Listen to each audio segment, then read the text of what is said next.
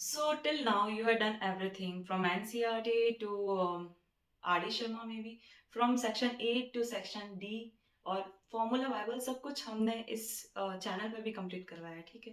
तो अब बारी है स्कोर करने की। You are ready to score 80 out of 80, right? But no, you are wrong. You can score 80 out of 80, but एक चीज आपको इससे रोक सकती है, वो है आपकी silly mistakes. To avoid that, in this video in next 8 minutes I am going to cover 10 ऐसी मिस्टेक्स जो आपको अवॉइड करनी है in your exam paper. Units mismatch, इसका मतलब क्या है कि क्वेश्चन में आपको कभी कभी क्या दिया होगा कि यूनिट्स अलग अलग दे रखी होगी, ठीक है। तो आपको क्या करना है, जैसे सेंटीमीटर दे रखा है, मीटर दे रखा है, तो आपको सेम यूनिट में लाना ज़रूरी है। Radius is equals to 7 centimetre, height is equals to 2 metre. The wrong way will be, आपको बोला है वॉल्यूम निकालनी है सिलेंडर की, तो pi R square H formula होता है। और आप क्या करोगे, डायरेक्ट वैल्यू डालते टाइम कुछ नहीं सोचोगे, आप जो दे रखा है उसको लिख दोगे, ठीक है। पर आपको क्या करना है, पहले पहले आपको इस चीज़ को सही करना है। 7 सेंटीमीटर, हाइट हो जाएगी 200 सेंटीमीटर, क्योंकि 1 मीटर में 100 सेंटीमीटर होते हैं, ठीक है। फिर आप जो वॉल्यूम लगाओगे वो सेम 22/7, पाई आर 7 × 7, और फिर 200 लिखोगे इंस्टेड ऑफ 2, ठीक है। तो ये गलती कभी मत करना। Second mistake to avoid is, pi की वैल्यू ये लेनी है या ये लेनी है। तो अनटिल एंड अनलेस क्वेश्चन में गिवन हो, अनटिल एंड अनलेस क्वेश्चन में गिवन हो कि पाई की वैल्यू 3.14 है, आपको क्या लेनी है, 22/7, मतलब हमेशा ये वैल्यू ही लेनी है। अगर क्वेश्चन में ये गिवन हो तो ले लेना, अदरवाइज ये वैल्यू ही लेनी है, ठीक है। Next mistake to avoid, the minus sign error. क्या मतलब है, देखो इस चीज़ को सॉल्व करने का तरीका, गलत तरीका क्या है, -x -3 लिख के आ गए और उसके आगे सॉल्व किए जा रहे हो। तो ऐसा नहीं करना है। ब्रैकेट के बाहर जो माइनस होता है ना, वो क्या करता है, वो अंदर वाले साइन को चेंज कर देता है। तो ये -x + 3 हो जाएगा, clear. Next mistake to avoid, no diagram penalty in geometry and surface area. No diagram मतलब नो मार्क्स, ठीक है। जैसे क्वेश्चन में गिवन है सिलेंडर, सिलेंड्रिकल, तो आपको पास में क्या करना है, एक सिलेंडर बनाना है। अब जितना सिलेंडर बनाओगे, जितने डायग्राम्स को नीटली बनाओगे उतना अच्छा है। क्योंकि ऐसा है, क्वेश्चन में नहीं भी पूछा है ना, तो भी आपको डायग्राम बनाना है, क्योंकि वो आपको क्वेश्चन को समझने में हेल्प करेगा, clear. Mistake number 5 to avoid, skipping given to prove. जैसे क्वेश्चन में है ना, लेट्स से थील्स थ्योरम को प्रूव करने के लिए बोला गया है, तो आप क्या कर रहे हो, आप डायग्राम बना के आ गए और डायरेक्ट प्रूफ से स्टार्ट कर लिया, ठीक है।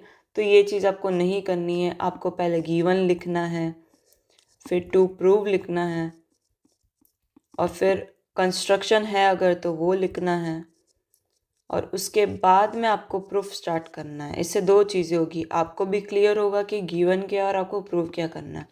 दूसरी चीज़ ये होगी कि ये दोनों चीज़ें या ये तीनों चीज़ें 1 मार्क्स कंटेन करती है। तो अगर आपको पूरा सोल्यूशन नहीं भी आ रहा है और अगर आप ये 3 चीज़ें लिख के आ रहे हो, then you are securing 1 marks. तो आपको 1 मार्क्स फ्री का तो नहीं छोड़ के आना है, ठीक है। Mistake number 6, getting stuck in 1 marks MCQs। अब देखो 1 मार्क्स के MCQs होते हैं 20, ठीक है। आप इसमें ही पूरा टाइम निकाल दोगे, तो आप 5-5 मार्क्स के क्वेश्चन अगर छोड़ दोगे, तो आप एक साथ में क्या कर रहे हो, एक साथ में अपना पूरा केक छोड़ रहे हो छोटी सी चॉकलेट के लिए। तो आपको ये चीज़ नहीं करनी है, ठीक है। मैथ्स के एग्ज़ाम में टाइम बहुत कम होता है, आपको 2 मिनट से ज़्यादा MCQ पे दिमाग नहीं लगाना है। अगर आप पेपर कहाँ से स्टार्ट कर रहे हो, पेपर आप स्टार्टिंग से स्टार्ट कर रहे हो तो ठीक है। अगर आप पीछे से स्टार्ट कर रहे हो तो आपने पहले से बड़े मार्क्स सिक्योर कर लिए, तो अब आपके पास में टाइम है MCQ को डील करने के लिए, बट स्टिल 2 मिनट से ज़्यादा नहीं। लास्ट में टाइम जो बचता है उसमें आप आपके छोड़े हुए क्वेश्चंस वापस देख लो, ठीक है। Mistake number 7, the root confusion. अब देखो x² 25, अब रॉन्ग वे क्या होता है, x² is equals to 25, x is equals to √25, तो ये हो जाएगा 5। आप ये लिख के आ जाते हो, ठीक है। पर एक्चुअल में क्या होता है, x square is equals to 25, x is equals to root 25, और ये होता है प्लस और माइनस का 5। मतलब सिर्फ आप 5 नहीं लिख के आओगे, प्लस और माइनस का 5 लिख के आओगे, ठीक है। तो ये आपको ध्यान में रखना है कि रूट खुलने के बाद दोनों साइन में खुलता है, ना कि एक साइन में। नेक्स्ट मिस्टेक टू अवॉइड,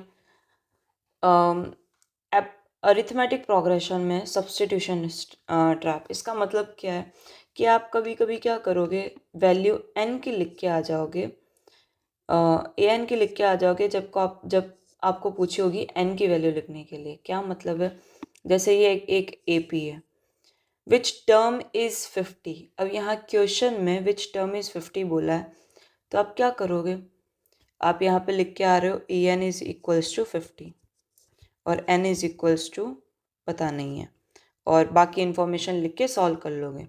पर एक्चुअल में सही तरीका क्या है, ये क्वेश्चन बोल रहा है 2 4 6 8 और ऐसे ऐसे चलते चलते 50 तक कहीं तो पहुंच रहा है ये। तो विच टर्म इज 50, कौन सी टर्म 50 है।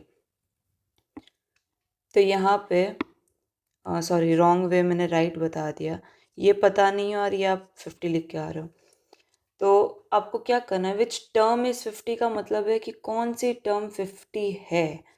ए एन 50 है तो कौन सी टर्म है, मतलब एन निकालना है आपको, ठीक है। Mistake number 9 to avoid, geometry proof represent writing ऐसे without reason.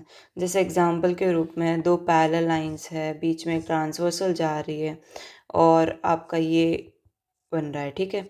Angle 1 is equals to angle 2 है और आपने लिख दिया ए बी सी डी, ठीक है। ये पॉइंट्स के नाम दिए मैंने, तो आप लिख रहे हो बिना किसी रीज़न के कि ये P मान लो और ये Q मान लो, P and Q are two parallel lines। तो आप पूरा लेंदी लिख के आ रहे हो। हाँ, रीज़न ज़रूरी है, नो डाउट, पर अगर आपको क्वेश्चन के बीच में ये सब चीज़ें दे रखी है ना, तो आप क्या लिख सकते हो डायरेक्ट। आपको ये भी नहीं लिखना है कि angle A B C and angle B C D are equal. ये क्यों लिखना है आपको, जब आप डायरेक्टली लिख सकते हो ये चीज़ B C D.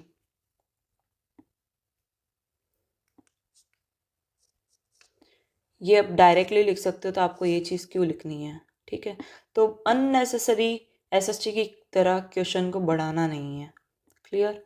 And the last mistake to avoid is the probability range. अगर आपकी प्रोबेबिलिटी लेट्स से 5.5 आ रही है तो समझ जाना आपने क्वेश्चन रॉन्ग किया है, क्योंकि प्रोबेबिलिटी की रेंज होती है 0 से 1 के बीच में, ठीक है। तो अगर 1 से ऊपर या 0 से कम जा रही है, नेगेटिव जा रही है, -0.5 जा रही है, तो आप समझ जाना कि आपने कुछ गलती करी है, उसको वहीं पे रोक के वापस से क्वेश्चन स्टार्ट कर लेना, ठीक है। और दूसरी ये भी होती है कि फ्रैक्शन में न्यूमरेटर कभी भी बड़ा नहीं होगा, जैसे कि 7/5 नहीं होगा, 25/3 नहीं होगा, ऐसी प्रोबेबिलिटी नहीं आती है। न्यूमरेटर कभी भी बड़ा नहीं होता है, न्यूमरेटर हमेशा क्या होगा, छोटा होगा। जैसे 5/7 है तो ठीक है, प्रोबेबिलिटी हो सकती है। 3/25 प्रोबेबिलिटी हो सकती है। Numerator should always be smaller than denominator, ठीक है। So these are the 10 mistakes which you should avoid in your boards paper, clear। Next video में हम क्या करेंगे, हम केस स्टडी के सीक्रेट्स जानेंगे कि केस स्टडी देख के आपको क्या करना है और कम से कम टाइम में आपको कैसे केस स्टडी सॉल्व करनी है। अगर आपके पास टाइम कम है, अगर नहीं है, तो भी केस स्टडी कैसे सॉल्व करनी है, because case study marks gaining है। मार्क्स गेनिंग क्यों है, क्योंकि वो सिर्फ आपको समझने के लिए बोल रहा है क्वेश्चन को, बाकी उसमें ट्रिकी चीज़ें बहुत कम होती है। तो केस स्टडी तो आपको अच्छे से पढ़ के जानी है टू सिक्योर मार्क्स, ठीक है।